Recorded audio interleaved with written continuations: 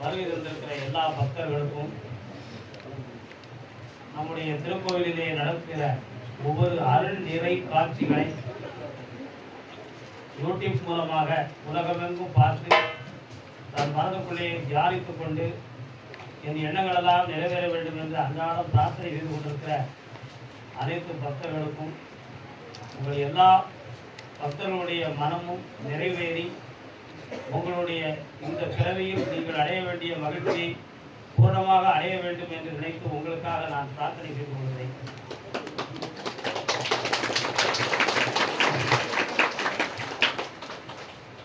மனிதன் தன் வாழ்வில் தன்னிலை புறநிலை என்று இரண்டு நிலைகளை அடைந்தவன் தான் மனிதன்.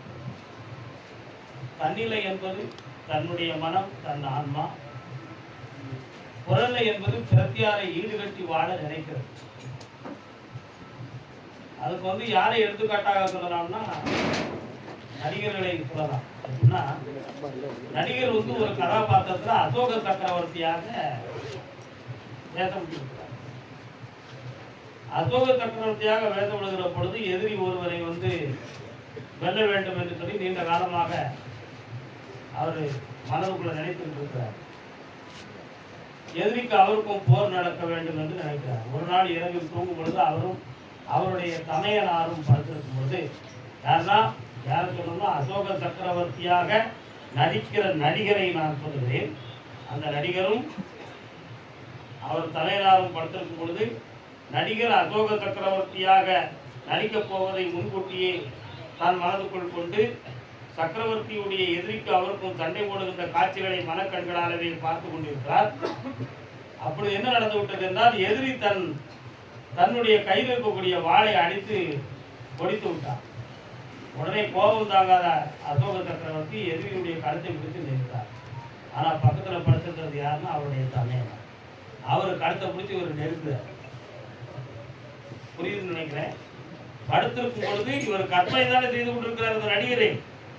அவர் சகோதரனை போய் எதிரி நினைச்சுக்கிட்டு போய் கருத்தை முடிஞ்சு இருக்கிறார். அவர் உடனே எழுந்து, அடே தம்பி, நீ இப்ப நடிகரடா, நீ அசோகருக்காக நீ நினைச்சுக்கிறாத அப்பொழுது தன் நிலையை உணர்த்தினார். இது ஒரு எக்ஸாம்பிள். அது என்ன தெரியுது, அசோக சக்கரவர்த்தியாக நடிக்கிறதுக்கு முன்னரே தன்னை அசோக சக்கரவர்த்தியாக அவர் பாவனை செய்து விட்டார். அப்படி பாவனை செய்த உடனேயே எதிரியிடம் போராடுவதாக கற்பனை செய்து வாளை ஒடித்ததாக கனவு கண்டு வாளில்லை கை இருக்கிறது அல்லவா என்று நினைத்து எதிரியை கழுத்தை பிடிச்சி நெரிக்கும் பக்கத்தில் படுத்துக்கிற அண்ணனை கழுத்தை பிடிச்சி நெரிக்கிறார். ஏன்? கனவுல தன்னை மறந்ததுதான் காரணம். அது மாதிரிதான். அப்போ தன்னிலை என்பது நடிகர், புறநிலை என்பது கதாபாத்திரம். கதாபாத்திரம் அசோகராக நடிக்க வேண்டும், வேதம் விட்டிருக்கிறோம் அப்படிங்கிற கதாபாத்திரம் புறநிலை. ஆனா தன்னிலை என்பது என்ன? நடிகன் தான் அசோக சக்கரவர்த்தியாக இருக்கிறார் என்பதை உணர்ந்தால் அவன் தன்னிலைக்கு வருகிறான் என்பது பொருள். ஒரு மனிதனுடைய வாழ்க்கையில தன்னிலையில ஆவல் தான் இருக்கும், ஆசை இருக்காது. ஆவல்னா என்ன? குழந்தை பிறகு அழுது, பசிக்கும் பொழுது அழுது, அது ஆவல். தேவையை உணர்ந்து அழும் பொழுது ஆவல் ஆகுது. அந்த ஆவல்ல தாய் எடுத்து பால் ஊட்டுகிறாள் அல்லது சோறு ஊட்டுகிறாள். அது முடிந்த உடனே அது அமைதியாயிடும். அப்போ தன் ஆன்மாவுக்குள்ள என்ன பொருளை தேடுதுன்னு தெரியாம பசிக்கிற உணர்வை மட்டும் வச்சுக்கிட்டு தேடியதற்கு பெயர் ஆவல். அந்த ஆவல் மாதிரி வளர வளர மனிதனுடைய உள்ளத்துக்குள்ள ஒரு ஆவல், தன் தேவைகளை பற்றி ஆவல் இருக்கு. எப்படி ஆவல் இருக்கு? குழந்தையா இருக்கும் பொழுது பசிக்கிற ஆவல், ஊர்ந்து விளையாடும் பொழுது தன்னை போலவே ஒரு உயிரை பிடித்துக் கொள்ள வேண்டும் என்ற ஒரு ஆவல், நடக்கும் பொழுது தன் கூடவே ஓடி வருவதற்காக ஒரு வண்டியை எடுத்துக்கொள்ளக்கூடிய ஆவல், அடுத்து பேசும் பொழுது தன் கூட பேச வேண்டும்ங்கிறத பழக்க விடக்கூடிய ஒரு ஆவல். இப்படி இருக்கிற பொழுது கடைசியில பருவத்துக்கு ஒரு பொழுது தன் பருவத்துக்கு நிகராக ஒரு துணை வேண்டும் என்று தேடுகிற ஒரு ஆவல். இந்த பருவத்தை கடந்து வாழுகின்ற காலத்தில் தனக்குன்னு மரியாதை வேண்டும் என்ற ஆவல், மரியாதையை காப்பாற்றப்பட வேண்டும் என்ற ஆவல். இதுதான் முற்றுப்புள்ளி. பட வேண்டும்ங்கிற ஆவல் இயற்கையானது. ஆனா அந்த ஆவலுக்கு தகுந்தாற் போல ஒரு குறைந்த வருமானம் தான் வரும். அதுக்கு தகுதியைத்தான் பெற்றிருக்கான். ஆனா அதுக்கு பிறகுதான் அவன் ஆசை கடலுக்குள்ள அகப்பட்டான். எப்படி? ஆவலோடு நின்று விட்டால் அளவோடவே வாழ்க்கை நிற்கும்.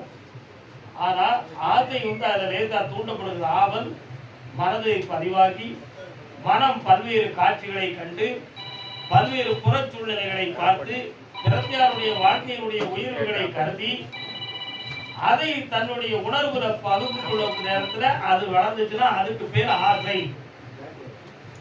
அதற்கு பேர் ஆசை.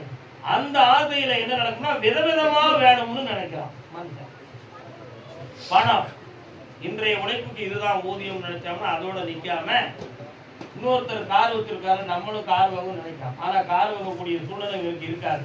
ஆனா வாங்கணுங்கிற ஒரு ஆசையாக்கி அதை பெரிதாக்குகிற பொழுது அதுக்கு குறுக்கு வழியில கண்டுபிடிக்கிறது எப்படிங்கிற திட்டம் அவன் உள்ளத்துல தோணும். அப்ப ஆசை அவனை தவறான வழிக்கு கொண்டு போய் விடுது. அப்ப அந்த ஆசையை அவன் பெருக்க பெருக்க ஆசை நிறைவேறினால் அவன் தவறுகளை செய்து பழகி விடுகிறான். ஆசை நிறைவேறவில்லை என்றால் உள்மனதில் அவன் துன்பப்படுகிறான். ஆசை நிறைவேறிவிட்டால் அவன் அவரோட தன்மிதத்தோடு, ஆசை நிறைவேறவில்லை என்றால் அவன் உள்மன அளவுக்கு மனத்தால் அவன் துன்பப்படுகிறான். இந்த துன்பத்தை தான் புத்தர் சொன்னாரு, ஆசையே உன் துன்பத்திற்கு காரணம் என்று. அவர் பொதுவாக ஆசை துன்பத்துக்கு காரணம், ஆசை வைக்காத அப்படிங்கிற வார்த்தையை பத்தி புத்தர் பேசல. அவர் என்ன சொன்னாரு, உன் தகுதிக்கும் உன் சூழ்நிலைக்கும் உன் இயல்புக்கும் பொருந்தாத ஒரு விஷயத்தை நீ ஆசைப்பட்டு நிறைவேறவில்லை என்று உன் உள்ளம் துன்பப்பட்டால் அந்த துன்பத்துக்கு காரணம் இந்த ஆசை தான். அந்த ஆசையை நீ விட்டுவிடு. இயல்பாக நடக்கிற நடைமுறையை நீ புரிந்து கொள்ளு, அதுவே சரியானது என்ற ஒரு தத்துவத்தை நமக்கு சொன்னவர் தான் புத்தர். ஆனா பொதுவாக மனிதன் நினைச்சான்னா ஆசைப்படக்கூடாது. ஆனா அப்படி தப்பு. ஆசைப்படாம இருந்தா எப்படி இருக்கும்? உப்பு இல்லாத உணவை சாப்பிட்ட மாதிரி. உப்பு இல்லாத உணவை 10 நாள் சாப்பிட்டோம்னா உடம்புல உணர்ச்சி வராது, தூண்டு உணர்வு வராது, தாழ்வு மனப்பான்மையிலேயே மனது தூங்கி எந்திப்பதும் போன்ற ஒரு சோர்வு தன்மையில இருக்கும், உராய்வு தன்மைகள் வராது. அதனால்தான் உணவுல உப்பு வேணுங்கிற ஒரு நிலைமையவே நம்ம உருவாக்கும். இது எப்படி உருவாக்கப்பட்டது? உப்பு வேணுங்கிற தேவையை எப்படின்னா நம்ம உடம்புக்குள்ளேயே இருக்கு. உப்பு சத்து நம்முடைய பிறவியிலேயே இருக்கு, மரபணுவிலேயே இருக்கு. அப்ப மரபணுக்கு தாகம், உடம்புல உள்ள தண்ணீர் சத்து வெப்பத்தால குறைகிற பொழுது தண்ணி வேணும்னு நினைக்கிறோம். அதுவரை ஏன் நினைக்கிற? உடம்புல இருந்த ஈரச்சத்து தாகத்தை காப்பாற்று. அதான் உண்மை. அப்போ உடம்புக்குள்ள அது இருக்கு. பசி, உணவால உடல்ல சக்தி இருக்கணும் அப்படின்னு நினைக்கிறோம். சக்தி இருக்கிறது வரை பசிக்க மாட்டேங்குது. சக்தியை இழந்த பிறகு பசி தானா வருது. அப்ப அதுவரை உடம்பு ஒரு மூலமான சக்தி உடம்புக்குள்ள இருந்துச்சுன்னா, அதே மாதிரிதான் உப்பு வேணும் அப்படின்னு நினைக்கிறோம். உடம்புல உள்ள உப்பு சத்து வேர்வை மூலமா யூரின் மூலமா வெளியேறின்னு சொன்னா உப்பு சத்து குறையுது. அப்ப சாப்பாட்டுல கொஞ்சம் உப்பு வேணும்னு நினைக்கிறோம். இந்த மாதிரி விஷயங்கள்லாம் எங்கிருந்து வருது? தேவையை அனுசரித்து வரக்கூடியது ஆகும். அதை விதவிதமா சாப்பிடணும்னு நினைக்கும் போதுதான் சுகர் வரும். உடம்புல இனிப்பு ஒரு குறிப்பிட்ட அளவுக்கு நம்மகிட்ட இருக்கு, அதை வேணும்னு நினைச்சு அல்வாவை சாப்பிடுறோம். அல்வா சாப்பிடலாம், கரெக்டா. சுகர் பேஷண்ட் சாப்பிடக்கூடாதுல. ஆனா இப்போ புதுசாக ஒரு டாக்டர் வந்திருக்காரு, நீங்க என்ன வேணாலும் சாப்பிடுங்க, நான் கொடுக்குற மாத்திரையை சாப்பிடுங்க, உங்களுக்கு சுகர் ஒன்று செய்யாதுன்னு சொல்லிக்கிட்டு இருக்கிறாரு. ஆனா அனுபவத்துல அது எப்படி இருக்குங்கிறத பார்த்தா மக்கள் பலனுடையவர்களாக மாறுவாங்க, அவரும் புகழுடையவராக மலருவார். அதான் உண்மை இல்ல. ஆனா அது அப்படி ஒரு நிலைமை வந்துச்சுன்னா மக்களுக்கு ஒரு பெரிய விடுதலை தான். அது ஒரு பெரிய விடுதலை. அப்ப இந்த புத்தர் சொன்ன வார்த்தையை நீங்க பொதுவா புரியக்கூடாது. ஆசைப்படாதே அப்படின்னு சொல்றது பொதுவா சொன்னாருன்னு நினைக்காதீங்க. அவர் எது உனக்கு பொருந்தவில்லையோ அந்த ஆசையினால் உள்ளம் துன்பப்படுகிறது. அந்த துன்பத்துக்கு காரணம் ஆசை. ஆகையினால் அப்படிப்பட்ட ஆசையை நீ விட்டு விடு அப்படின்னு அவர் சொன்னார். இப்படி ஒவ்வொரு விஷயத்தையும் நம்ம பார்க்கிற பொழுதெல்லாம் நம்ம எப்படி வாழ்ந்துகிட்டு இருக்கோம்னா புற சார்பு நிலையில தான் நாம் என்னைய வர வாழ்ந்துருக்கோம். நம்ம இயல்பாக வாழக்கூடிய ஒவ்வொரு நேரத்திலும் நம்முடைய உள்ளத்துல பிரத்யாருடைய சிந்தனையை ஈடுபடுத்தும். நம்முடைய மூளை சரியான தனித்திறன் உடையதாக இருக்கிறது என்று மட்டும் யாரும் நம்பிவிடக்கூடாது. நம்முடைய மூளை நிச்சயமாக புற சூழ்நிலையால் கவரப்பட்ட ஒவ்வொரு செயல்களும் நம்ம மூளையில பதிவாகுது. ஒரு ரோட்ல போறோம், ஒருத்தர் நம்மளை முறைச்சு பார்க்குறான், அவன் நம்மளை பிடிக்காதவங்கன்னு சொல்லுவோம், மூளையில பதிவாகுது. இன்னொருத்தன் போறோம், மறைமுகமா சிரிக்கான், எதையோ ஏளனமா நினைச்சு சிரிக்கிறான் அப்படின்னு சொல்றது நம்ம மனதிலையும் மூளையிலையும் நமக்கு பதிவாகுது. இன்னொருத்தர் நம்மளை பார்க்குறோம், மனம் திறந்து சிரிக்கான், இவன் ஓரளவு நமக்கு நல்லதா தெரியுதுன்னு நினைச்சு நம்ம மூளையில பதிவாகுது. அப்ப இப்படி ஒவ்வொரு விஷயமும் ஒவ்வொருத்தரை சந்திக்கிற பொழுதும் ஒவ்வொரு நினைவுகள், ஒவ்வொரு எண்ணங்கள், ஒவ்வொரு கருத்துக்கள் இவைகளெல்லாம் நம்மள மூளையில பதிவாகி நம்ம மனதுக்குள்ள அது போய் ஆழ் மனத்துல போய் ரெக்கார்டா மாறி போயிடுச்சு. அந்த ஆழ் மனதுல அப்படி இருக்கக்கூடிய ரெக்கார்டு என்ன செய்யுது அப்படின்னு சொன்னா நம்மளை உந்தல் கொடுத்து அதுக்கு தகுந்தாறு போல நம்மள நடக்கும். எப்படி ஒரு பகைவனை பார்த்தோம், அவன் பேசக்கூடாது அப்படின்னு நம்ம நினைச்சிருக்கோம். அவன் சப்ஜெக்ட் ஒருத்தன் எவனோ ஒருத்தன் இடைஞ்சல் பண்ணியிருப்பான், உடனே நம்ம நினைப்போம் நமக்கு பிடிக்காதவன் இவன் தான் நிச்சயமாக நமக்கு இதை செஞ்சிருப்பான்னு நம்ம கற்பனை பண்ணிக்கிறோம். இது எங்கிருந்து வந்துச்சு? நம்ம மூளையில அவனை பகைவனு நம்ம உணர்ந்து கொண்டதுனாலும் நம்ம மூளையில பதிவான ஒரு காரணத்தால தோன்றிய ஒரு விஷயம். இது நம்முடைய மனோதத்துவத்தின் அடிப்படையில பதிவாகி இருக்கு. நம்ம பிராங்கா இருக்கணும்னு நினைச்சாலும் சில சூழ்நிலைகள் நம்மளை எது செய்ய மாட்டேங்குது, இருக்க விட மாட்டேங்குது. ஒரு மனிதன் தன்னிலையா முன்னேறுவதற்கு கஷ்டப்படுவான்.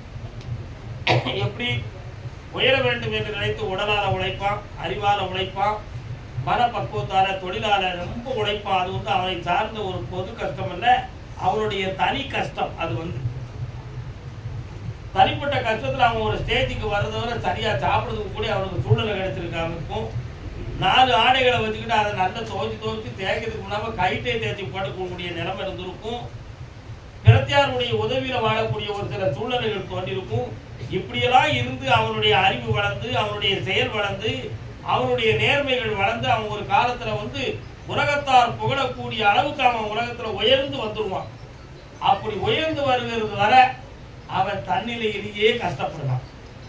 ஆனா உயர்ந்த ஒரு ஸ்டேஜுக்கு வந்த பிறகுதான் அடுத்தவங்களால அவன் கஷ்டப்படுவான். இது மட்டும்தான் இந்த லோகாய தத்துவம். அவன் உயர்ந்து ஒரு ஸ்டேஜுக்கு வந்தோடனே அடுத்தவங்களால எப்படி கஷ்டப்படுவான்? இவன் எப்படி இருந்தவன் இப்படி வாழ்ந்துட்டானே நினைச்சு ஒருத்தன் பொறாமை கொண்டு அவனுக்கு ஒரு இடைஞ்சல் கொடுக்கறதுக்கு நினைப்பான். அது ஒரு கஷ்டம்.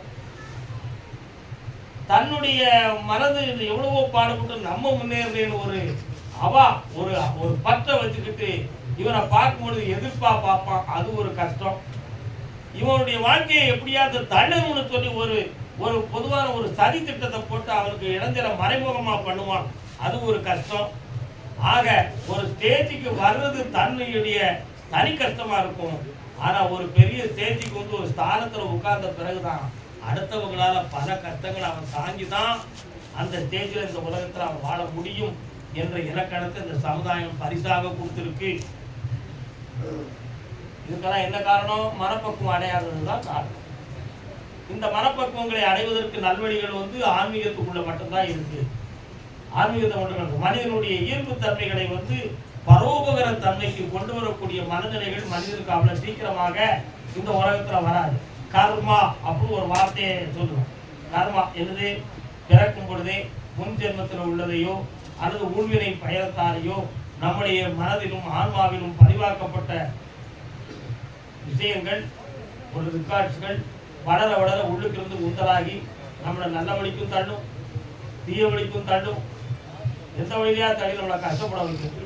நல்லது நடந்தாலும் கர்மா காரணமாக இருக்கு, தீயது நடந்தாலும் கர்மா காரணமாக இருக்கு. இதை மாற்ற முடியுமா அப்படின்னு ஒருத்தர் முயற்சி பண்ணோம்னா அவன் ஆன்மீகவாதியா மாற்ற முடியுமா அப்படின்னு கேட்டா அதை மாற்ற முடியாது. ஆனா ஆழ்ந்த தவத்தின் காரணத்தினால் அந்த கர்மாவை அடக்க முடியும் என்பது நிச்சயமாக உண்மை. அது ஒரு பெரிய உண்மை. ஆனா அதை அனுபவப்பட்டா மட்டும்தான் தெரியுமே தவிர அனுபவப்படாததுக்கு முன்னால அந்த கர்மாவை அடக்கக்கூடிய விஷயம் அவனுக்கு தெரியும். அவன் ஒவ்வொரு நாளும் தவத்திலையும் இந்த பிரபஞ்சத்திற்கிற புதிய விஷயங்களை வரமாக பெற்று அவனுடைய ஆத்மாவிலும் உணர்விலும் ஆழ்மனதிலும் அதை போய் பதிவு செய்ய வச்சு கடைசியில் அதுவே அவனாக மாறி அவன் நடக்க ஆரம்பித்து விட்டான் என்றால் அவனுடைய பழைய ஆழ்நிலையில இருக்கக்கூடிய பிறப்பு ஆன்மாவில் இருக்கக்கூடிய தன்மைகள் எல்லாம் மாறி புதுமையாக அவன் பிரபஞ்சத்திலிருந்து வாங்கிக்கிட்டு இருந்த வரம் மட்டுமே அவனை வாழ வைக்கும். அப்போ பழைய கர்மா இயங்கவில்லை, புதுமையாக அவன் வாங்கிய வரமே அவனை வாழ வைத்துக் கொண்டு இருக்கிறது என்பது இந்த இடத்தில் உண்மையானதாக இருக்கும். ஆக கர்மாவை வேலை செய்ய விடாமல் தவத்தால் நிறுத்த முடியும் என்பதுதான் தவத்தின் பயனாகும்.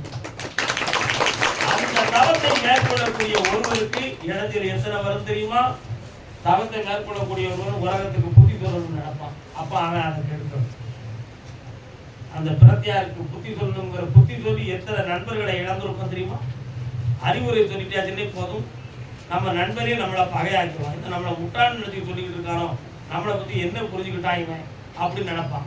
கடைசியில பார்த்தா என்னைக்கே ஒரு நாள் சிந்திக்கும் பொழுது நம்ம நண்பர் சொல்றது உண்மைதான்னு நினைப்பான். அதுதான் ஔவையார் அருமையா சொல்லுவா, மூத்தோர் சொல் வாக்கும் முதிர்ந்த நெல்லிக்கனியும் முன்னே புளிக்கும் பின்னே தித்திக்கும் என்று சொன்னார்கள். நெல்லிக்காய் பழம் எப்படி இருக்கும்? நெல்லிக்காயை முதல்ல கடிக்கும் பொழுது புளிக்கும், முழுங்கின பிறகுதான் இனிக்கும். அது மாதிரி பெரியவங்க சொல்லக்கூடிய வார்த்தை முதல்ல எதுத்தையும் புளிக்கும், ஆனா அனுபவப்படுகிற பொழுது இனிக்கும். புரியுதா? அதுதான் மூத்தோர் சொல்லும் வார்த்தையும் முதிர்ந்த நெல்லிக்கனியும் முன்னே புளிக்கும் பின்னே தித்திக்கும் என்ற பெரிய வார்த்தையை நமக்கு சொன்னார். மனிதனுடைய ஆண்மனத்துக்குள்ள இருக்கக்கூடிய ஒரு விஷயம் யாராவது பொதுவா பேசிக்கிட்டு இருக்கும் பொழுதோ அது ஒரு செயலாக்கத்திலேயோ அவன் மனதுல இருக்கக்கூடிய ஒரு பாதிப்பை தட்டியாச்சுன்னா தன்னை அறியாம அவனுடைய இயக்கம் மாறும், அவன் மனநிலைகள் மாறும். இதுதான் மனோதத்துவம். ஒரு மகாராஜாவுடைய ஒரு கிரீடத்தில் உள்ள ஒரு வைரக்கல்லை காணுங்க. இது வந்து கதனை விட பெரிய தத்துவம். ஒரு கிரீடத்தோட ஒரு வைரக்கல்லை காணாம, ஆனா திருடியவன் இன்னாராத்தான் இருப்பான் அப்படின்னு சொல்லி ஒரு அபிமானம் தோன்றுச்சு அரண்மனையில இருக்கக்கூடிய ஒரு சேவகரின் மீது. அவன் திருடினாம்ங்கிறது கன்ஃபார்ம் பண்ணணுமே, அது எப்படி செஞ்சா சரி வரும் அப்படின்னு ஒரு நிகழ்வை அரசர் எழுதினா மந்திரியாரை கூப்பிட்டு திருடனை கண்டுபிடிக்கணும். இதுல 10 சேவகர்கள் இருக்காங்க, இந்த 10 பேர்ல ஒருத்தன் தான் இதுல எடுத்திருப்பான். உங்க மனதுக்கு நான் அதுக்கு ஒரு கட்டளை இடுதேன். நீங்க மாறுவேடம் கொண்டு சாதாரண பிச்சைக்காரனை மாதிரி ஒரு வேஷம் போட்டு இந்த 10 வேலைக்காரங்கள்ட்டையும் நீங்க நடந்துக்காங்க. அவங்களுடைய வார்த்தைகளை வைத்து இதுல யார் திருடம்னு எனக்கு கண்டுபிடிச்சு நீங்க தரணும்னு சொல்லி மந்திரிக்கு ஒரு கட்டளை இட்டார் மகாராஜா. அருமையா நினைச்சாருன்னா மந்திரி ஒரு பிச்சைக்காரனை மாதிரி வேஷம் போட்டு ஒரு 10 பேர்ல ஒரு சேவகர் வீட்டுக்கு போய் பிச்சை எடுக்க போனார். அவன் எடுத்து கொஞ்சம் சாப்பாடை போட்டான், சாப்பிட்டு இன்னொருத்தன்கிட்ட போனார். இப்படி ஒவ்வொருத்தங்கிட்டையா போகும் பொழுது, என்னப்பா நாங்களே கஷ்டப்பட்டு இப்படி இருந்துகிட்டு இருக்கோம், உனக்கும் இது ஒரு கஷ்டமா, சரி வா கிடைக்கல பாதி அப்படின்னு சொல்லிட்டு அவங்கள சாப்பாடை போட்டான். உடனே இவருக்கு மந்திரி பிச்சைக்காரா இருக்கவருக்கு சிந்தனை, இவனுடைய வார்த்தை கொஞ்சம் அதிகமா இருக்கு, இவனை கொஞ்சம் கைக்குள்ள வச்சுக்கணும். உடனே எழுதினா அவன் கூட பா அவன் கூட கொஞ்ச நாள் பேசி பழகணும்னு சொல்லி தினமும் அவனை போய் பார்க்க போக ஊரில் சாப்பிடுறது மாதிரி ஒரு இடத்துக்கிட்டு இப்படி பேசி பழகிட்டே போகும்போது ஒவ்வொரு நாளும் ஒவ்வொரு விஷயமா அவர் பேசிக்கிட்டு போறார். இந்த பிச்சைக்காரர் அனுபவத்துல மகாராஜாவுக்கு என்னையா குறை, அவரு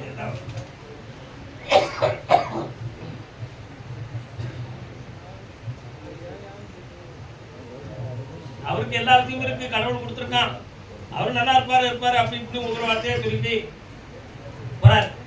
அப்ப இந்த சேவகன் சொல்றான், அவங்களுக்கு என்ன குறை, அவங்க இருக்கிறத காப்பாத்திக்கிட்டாரே போதுமே அப்படி இவன் ஒரு வார்த்தை இருந்தான். அதை இவன் குறிப்பிட்டிருந்தான், இருப்பதை காப்பாத்திக்கிட்டாரே போதுமே ஒரு குறிப்பிட்டு. சரி கரெக்ட் ஓகே.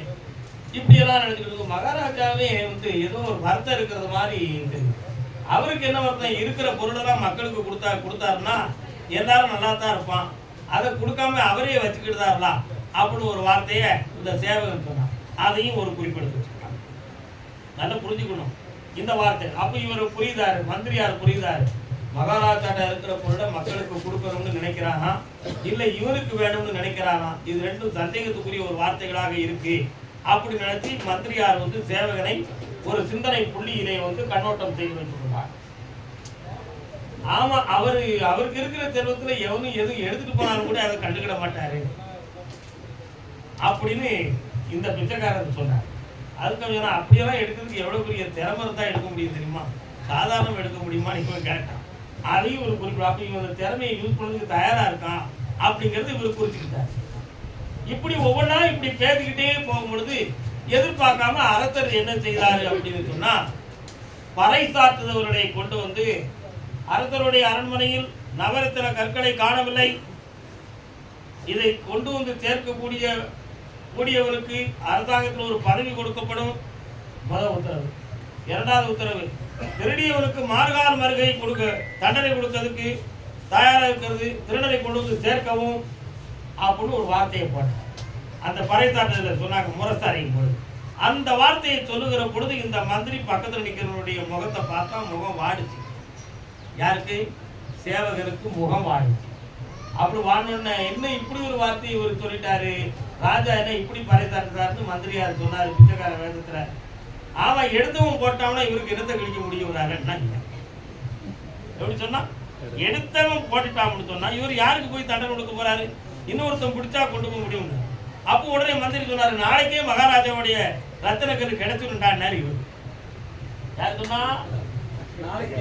பிச்சைக்காரர் வேதத்தில் இருக்கக்கூடிய மந்திரி சொன்னாரு, நாளைக்கு மகாராஜா துளைத்த ரத்தினக்கல் கிடைத்து விடுனார். அதை எப்படி சொல்லுது? இன்னைக்கே திருட கொண்டு போய் போட்டுருவான் பாருங்க. போட்டுறான்னு சொன்னா, சரி எனக்கு கொஞ்சம் வேலை இருக்கு, நீங்க உங்க வேலைகளை பாருங்க அப்படின்னு சொல்லி இவன் பிரிஞ்சு போனான். யாரு? சேவகன்.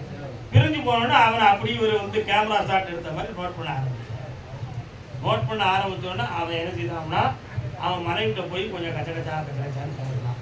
அந்த கல்லை வெளியில் எங்கேயும் கொடுக்கல, வீட்டுக்குள்ள தான் இருக்கு. எப்படியாவது கொண்டு போய் அரண்மனையை சுவரை எட்டி வெளியே போட்டுறணும், நம்ம அதோட தப்பிச்சிடணும், இல்லைன்னா தப்பா போயிடும் அப்படின்னு நினைச்சு மனைவிட்ட பேசுறத பிச்சைக்காரன் வெளியில இருந்து பார்த்துக்கிட்டாரு.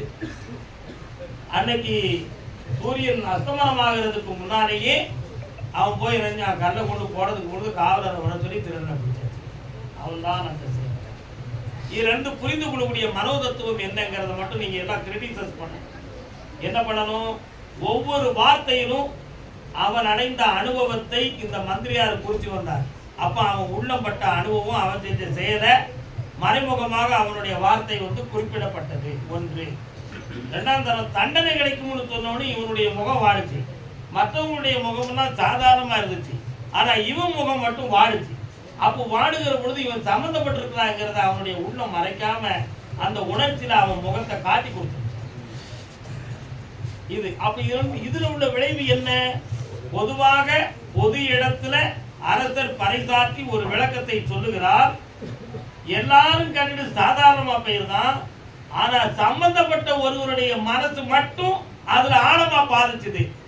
அப்போ அவன் தான் அதுக்கு காரணவான் என்பதை வந்து நம்ம புரியுறோம்.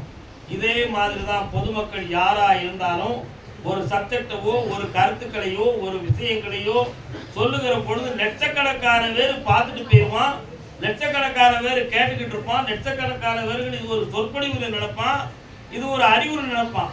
ஆனா சொல்லக்கூடிய ஒரு விஷயத்துல எவனோ ஒருவன் அவனுடைய வாழ்க்கையிலேயோ அவன் வாழ்க்கையில் இருக்கக்கூடிய ஒரு மைனத்திலேயோ இந்த சப்ஜெக்ட் ஒரு காரணமாக இருந்தால் அவன் தன்னுடைய இயல்பு தன்மையை மாற்றி அவன் இயக்கத்தை வெளியே காட்டுவான். இதுதான் ஒரு மனோதத்துவம் என்பதாகும். இப்படித்தான் மனிதன் ஒவ்வொருத்தரும் புற சூழ்நிலையால பாதிக்கப்படுறான்.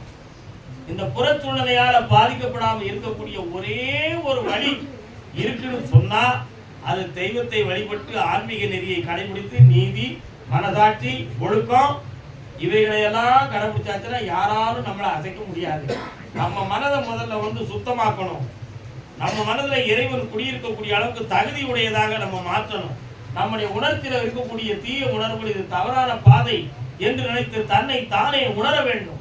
இப்படியெல்லாம் பல்வேறு நிகழ்வுகளில் நம்ம அறிவான நம்முடைய மனத்தை கவனித்து நம்முடைய நெறிகளையும் பாதைகளையும் நம்ம சீர்திருத்திக்கிட்டோம்னு சொன்னா நம்மளே சுத்தமான ஆயிடுவோம், சுத்த மனத்தா ஆயிடுவோம். பிரத்யாரை பத்தி கவலைப்படுறதை விட தன்னை பற்றி கவலைப்படுறதுக்கு என்னைக்கு ஒருத்தன் புரிஞ்சுக்கிட்டானோ அவன் சுத்த மனிதன். எப்பொழுது தன் மனம் சரியாக இருக்கிறதா என்று ஒருவன் ஆய்வு கொள்கிறானோ அவன் மனசாட்சி மிகுந்தவன். எப்பொழுது நம்முடைய பாதையும் நம்முடைய வார்த்தையும் தருதானா என்று ஆய்வு செய்து வார்த்தையை வெளியே விடுகிறானோ அவன் புத்திசாலித்தனமானவன். இப்படியெல்லாம் பற்பல விஷயங்கள் இருக்கு. இது அத்தனைக்கும் உண்மையானது நன்னெறி காட்டும் என்றால் அது ஆன்மீகம். கோயில் இல்லாத ஊரில் குடியிருக்க வேண்டாம், அவையார் சொன்ன பழமொழி. அப்போ ஊருக்கு ஒரு கோயில் ஏன் வைக்கணும்? உன் மனத்துல இருக்கிறத பூரா சொல்றதுக்கு ஒரு ஸ்தாபனம் இருக்குன்னா அது கோயில் தான். வாய் திறந்து சொன்னவனும் இருக்கான், வாய் திறந்து சொல்லாதவனும் இருக்கான். எல்லாரும் போய் பகவான்கிட்ட வந்து மனதார முறையிடுவான். ஏன்? அவன் காந்தமலை வாசம். என்னது காந்தமலை வாசம்? நம்முடைய ஆன்மாவில் இருக்கக்கூடிய ஜீவகாந்தம் என்னும் ஒரு சக்தியை தெய்வமாக இருக்கக்கூடிய ஒரு தெய்வ சக்தி இழுத்துக்கணும். அப்ப மனதார சொல்லும் போது கூட அந்த சக்தி அதை புரிஞ்சுக்கிடுது. அப்ப இந்த ஜீவகாந்தத்தை அந்த தெய்வகாந்தம் ஈர்த்துக் கொள்கிறது என்பது பொருளாகும். அதனால வெளியே சொல்லி கும்பிடக்கூடியவரும் கும்பிட்டுக்கலாம், மனதார கும்பிடக்கூடியவரும் கும்பிட்டுக்கலாம், உள்ளமாற கும்பிடக்கூடியவரும் கும்பிட்டுக்கலாம். எல்லார் உள்ளத்துக்கும் எல்லார் மனதுக்கும் ஒரு விடை கிடக்கிறது என்றால் அது தெய்வ சாந்தியத்திலும் தெய்வ சன்னிதானத்திலும் கிடைக்கும் என்பதுதான் சத்தியமாகும். உங்கள் மனம் எல்லாம் சுத்தமாக வேண்டும். நம் மனதை இறைவனுடைய கோயிலாக மாற்ற வேண்டும். மாசிலாத மனமே ஈர்த்தன் கோயில் என்று உணர்ந்து என்னாலும் ஒடுக்கத்தோடு உயர்வோடு வாழ வேண்டும் என்று சொல்லி வாழ்த்துகிறேன்.